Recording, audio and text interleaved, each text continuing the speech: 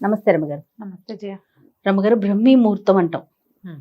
ఆ సమయంలో లెగిసి మనం దైవారాధన చేసినా, లేకుంటే పిల్లలు చదువుకున్నా అసలు లేవటమే చాలా ముఖ్యం. చాలా సందర్భాల్లో మీరు బ్రహ్మీ ముహూర్తంలో లేవటం గురించి మాట్లాడారు కదా. అసలు ఆ ముహూర్తం యొక్క విశిష్టత ఏంటండి? మనకి సూర్యుడితో పాటు కదా మన సైకిల్ వెళ్ళేది. అవును. ఇది జనరల్ గా చెప్పుకుందాం మనం. ఉమ్, ఉమ్. బ్రాహ్మీ ముహూర్తము, దాని ప్రాశస్త్యము పెద్దవాళ్ళు ఎవరైనా చెప్తూనే ఉంటారు. ఆ. మనం సూర్యుడితోటే మాట్లాడుకుందాం. ఈ సూర్యుడిని హోరా కాలాలు అని చెప్తుంటారు. ఈ హోరలు ఏంటంటే ఒక్కొక్క గ్రహం ఒక్కొక్క సమయంలో యాక్టివ్గా ఉంటుంది. వరుసగా హోరలు మారుతూ ఉంటాయి. ప్రతి రెండు గంటలకి చొప్పున మారుతూ ఉంటాయి, లేదా గంటన్నర చొప్పున మారుతూ ఉంటాయి. ఈ సమయంలో ఈ సమయాల్ని బట్టి మన శరీరంలో ఉన్న అవయవాల పనితీరు కూడా బాగుంటుంది. అవునండి.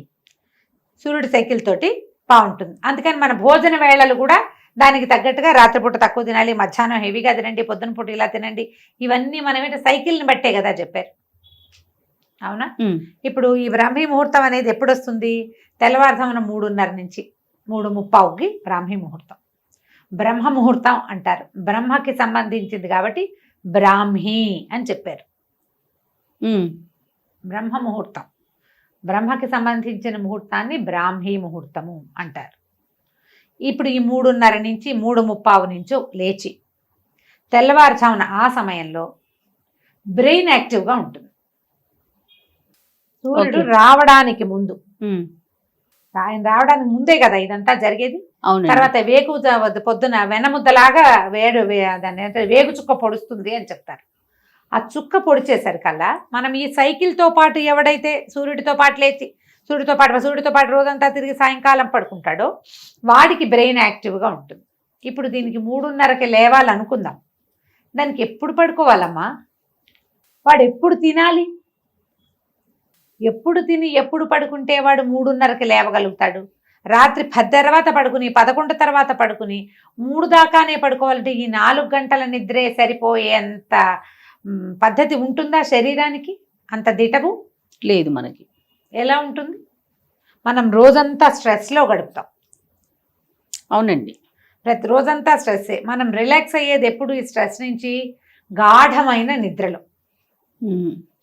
ఆ నిద్ర పట్టే సమయం కనీసం 4 గంటలు అతిగాఢ నిద్ర ఉండి 2 గంటలు కనీసం కాస్త విశ్రాంతితో కూడిన నిద్ర ఉండాలి మనకి. 3:30కి లేవాలి అంటే 2:30, 1:30, 12:30, 11:30, 10:30, 9:30, 6 గంటలు. అంటే నువ్వు 9:30కి కనీసం పడుకోవాలి. కనీసం 9:30కి పడుకోవాలంటే దీనికి 3 గంటల ముందు తినాలి సిస్టమ్. 6:30కి అన్నం తింటే 6:30కి డిన్నర్, రాత్రిపూట సప్పర్ అంటాం. పోనీ మనం రాత్రిపూట తినగలిగే ఆహారం 6-6:30కి సూర్యాస్తమయం అవుతూనే తినేసేవనుకో, గూట్లో దీపం నోట్లో ముద్ద. అవును అవును. తిన్నావనుకో, అప్పుడు నువ్వు 9:30కి పడుకోగలవు. ఇప్పుడు ఏ చదువు చదువుకునేవాళ్ళు, ఏ ఉద్యోగం చేసేవాళ్ళు, ఏ వ్యాపారం చేసేవాడు 6:30కే ఇంటికి వచ్చి అన్నం తిని కాసేపు వ్యవహారాలు అవి ఇవి చూసుకుని చదువుకుని ఇల్లు వాకిళ్ళు సవరించుకుని 9:30 పడుకుంటారో చెప్పు? కనీసం 8th 9th క్లాస్కి వచ్చిన పిల్లల వల్ల కూడా కాదు కదా. అవునండి.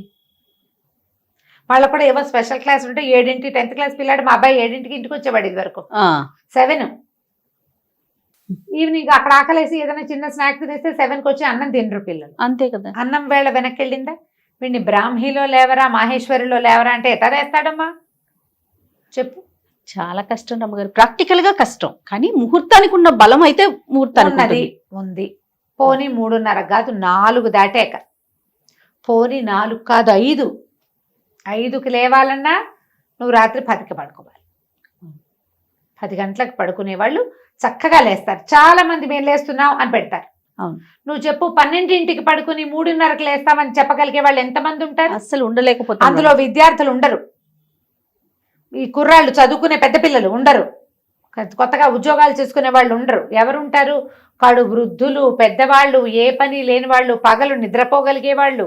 ఇది మెయిన్. నిద్ర తక్కువ ఉన్నా సరిపోయే ధోరణి ఉన్న శరీర ధర్మమే అలాంటిది ఉన్నవాళ్ళు లేస్తారు. యోగులు వీళ్ళు లేవగలుగుతారు. లేని వాళ్ళు ఎవ్వరూ లేవలేరమ్మా. ఈ బ్రాహ్మీ ముహూర్తాన్ని పట్టుకుని బ్రాహ్మీలో లేవాలి అని చావగొట్టకూడదు జయ. అది పొరపాటు. మన కాలధర్మాన్ని మనం ఇప్పుడు ఎలా ఉన్నాం దాన్ని బట్టి కదా. ముందువన్నీ మార్చుకోకుండా ఒక పాయింట్ నే పట్టుకొని దాని చుట్టూనే తిరుగుతున్నామేమో అనిపిస్తా ఉంటది ఒక్కొక్కసారి కదరమ్మ గారు. ఇవి ఇట్లా చెప్తారు పెద్దవాళ్ళు ఎవరో, బ్రాహ్మీ ముహూర్తంలో లేస్తే ఎంత అద్భుతంగా ఉంటుందో చెప్తారు. నిజమే, జీవితంలో చాలా మార్పులు వస్తాయి పొద్దున్నే లేవటం వల్ల. నువ్వు పొద్దున్నే లేచి మధ్యాహ్నానికి కూడా నువ్వు ఇదే యాక్టివ్నెస్ తో ఉండగలిగే వాడైతే, అవును, నిద్రపోకుండా ఆ రాత్రి పడుకునే 4-5 గంటల నిద్రే నీకు సరిపోతుందంటే నువ్వు ఇలా 9ంటికే నిద్రపోగలిగే అవకాశం ఉంటుంది. కొంతమంది పడుకుంటున్నారు ఇప్పుడు అట్లా. అది అందరికీ ఎట్లా కుదురుతుంది? ఒక ఇంట్లో కుదురుతుంది, కుదరొద్దండి. వాళ్ళు మేము 7ంటికే అన్నం తినేస్తాం, 9ంటికే నిద్రపోతాం, మేము 6ంటికే తింటామంటారు. అన్నిళ్లలో అది కుదరది, అస్సలు సాధ్యం కాదు. మేము చేయలేం చేయాలి, నేను చెప్తా కదా. అదే అందరికీ సాధ్యం కాదు, చెప్పలేను. అందుకని నాకు చెప్పబుద్ధి కూడా కాదు.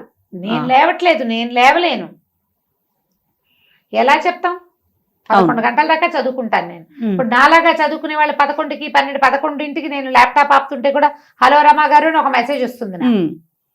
నిజంగా అవును, ఇలా రావా? నా అంతటి నేను ఎవరికి మెసేజ్ పెట్టండి, అది మాత్రం చేస్తా. పొరపాటు కూడా రాత్రి 9 నేను ఎవరికి హలో కూడా అన్నా. వాళ్ళే చేస్తే ఇంకా నాకు తప్పదు. అందరూ ఇప్పుడు నా బొట్టి వాళ్ళే ఉన్నారు కదా. మనం పనులు మానేసుకుని ఆపేసుకుని ఏమీ చేయక్కర్లేదు మనకు. లేదా మనకు పని చేయవలసిన అవసరం లేని పరిస్థితి అయితే నువ్వు అలాగే తొందరగా పడుకుని బ్రాహ్మీ ముహూర్తంలో లేస్తావు. లేదా మధ్యాహ్నప్పుడు ఏదో కాసేపు ఒక అరగంట అట్లా ఒక కొడుకు తీస్తే, పవర్ నాప్ తీస్తే ఓకే అనుకోవచ్చు. ఇంత కొంచెం నిద్ర సరిపోతుంది, అలవాటు చేసుకోవాలి అని చెప్పే మహానుభావులు కూడా కొంతమంది కనిపిస్తారు. అందరికీ సరిపోదు రమ్మగారు, చాలా ఇబ్బంది పడిపోతారు నిద్ర సరిపోతే. ఎంత జబ్బు చేస్తుందో. అవునండి, సరిపడా నిద్ర లేకపోతే జబ్బు చేసినట్టు అయిపోతారు. అవును. మీరు బ్రాహ్మీలో లేవాలంటే 3:30కి లేచి, మీకు ఏదైనా అది ఎవరికి 3:30కి లేచి సంధ్యావందనం చేసుకునేవాళ్ళు, ఓ మంత్రోపదేశం ఉన్నవాళ్ళు, వాళ్ళు ఏదో చేసి దేవుళ్ళకి ఏదైనా చేసుకోవాలి.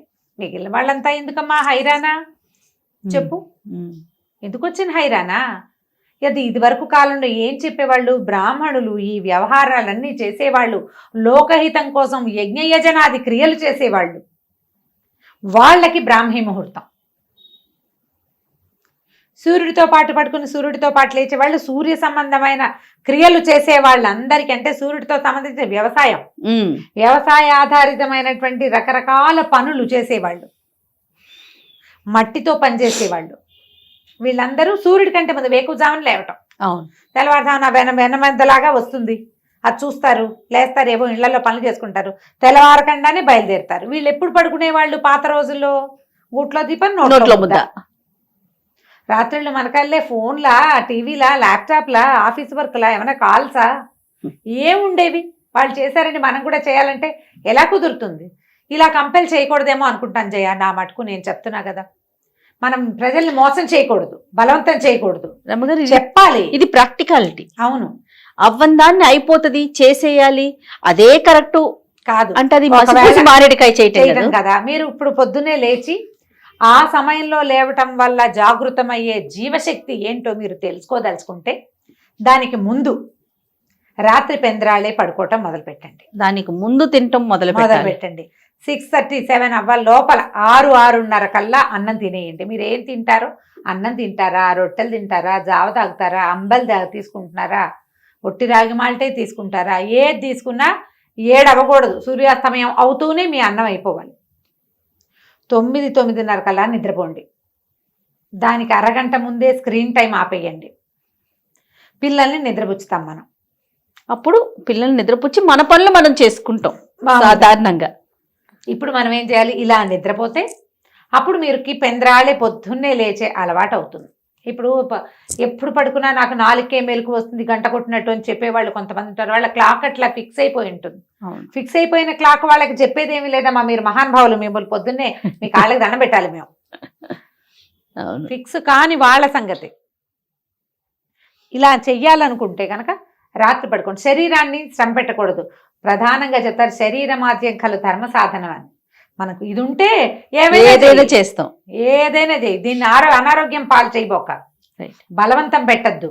ఇలా చెయ్యి, రాత్రి పడుకో, పొద్దునేలే. ఈ సమయంలో ఏంటంటే మనకి శరీరం, ప్రపంచం అంతా ఆక్సిజన్తో నిండి ఉంటుంది, ప్రశాంతత ఉంటుంది, శబ్దాలు ఉండవు.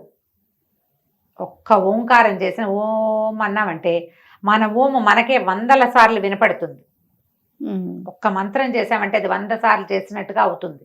సమయం వల్ల సూర్యోదయానికి ముందు ఆ సమయంలో ఉండేటువంటి ఎనర్జీ వేరేగా ఉంటుంది.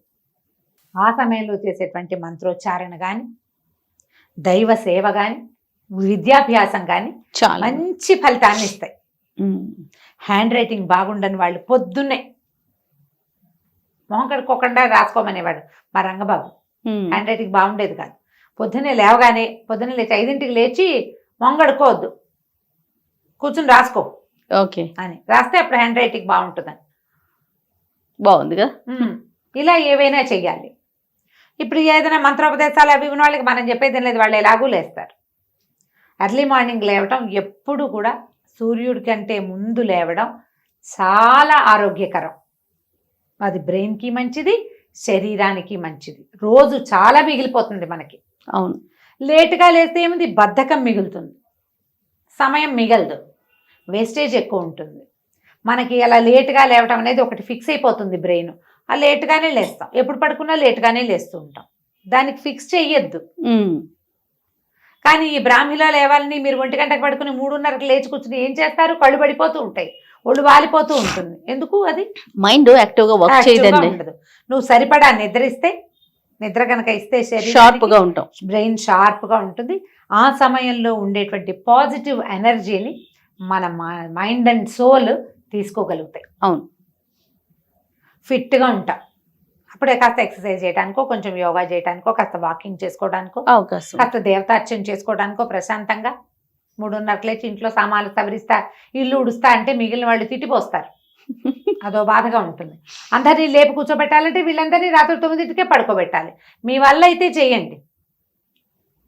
వాళ్ళు ఎవరో చెప్పారు చేయకపోతే కుదరదు, అందుకే వాళ్ళని వినమన్నాను అని. ఇంట్లో ఒక్కళ్ళకి అది నచ్చుతుంది. ఇది ఆ చేయగలిగే వాళ్ళకి, ఏ పని లేని వాళ్ళకి, రాత్రిపూట ఏ వ్యవహారం చేయక్కర్లేని వాళ్ళకి నచ్చుతాయి అవన్నీ. మిగతా వాళ్ళకండి తెల్లారితే ఉరుకులు పరుగులు కదా రమ్మగారు. అవునా, పిల్లలతో ఇంట్లో మనం ఎంతెంత ఉరుకులు పెట్టాలి, ఎంతెంత పరుగు పెట్టాలి, ఎన్నెన్ని పనులుంటాయి.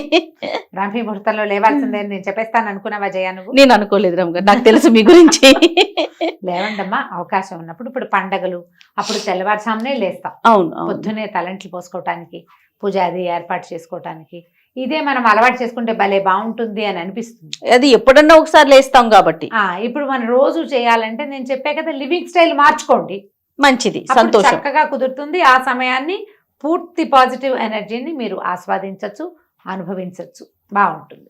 చూద్దాం అసలు ఎలాంటి కామెంట్స్ పెడతారు, ఏంటి రమ్మగారు ఇలా చెప్పారు అని పెడతారో, లేదు చాలా కరెక్ట్ గా చెప్పారు రమ్మగారు, మేము కూడా మీతో ఏకీభవిస్తున్నాం అంటారు. నేను నా ఉద్దేశం చెప్పానమ్మా, చూద్దాం. అంతే. రైట్ రమ్మగారు, నమస్తే. నమస్తే.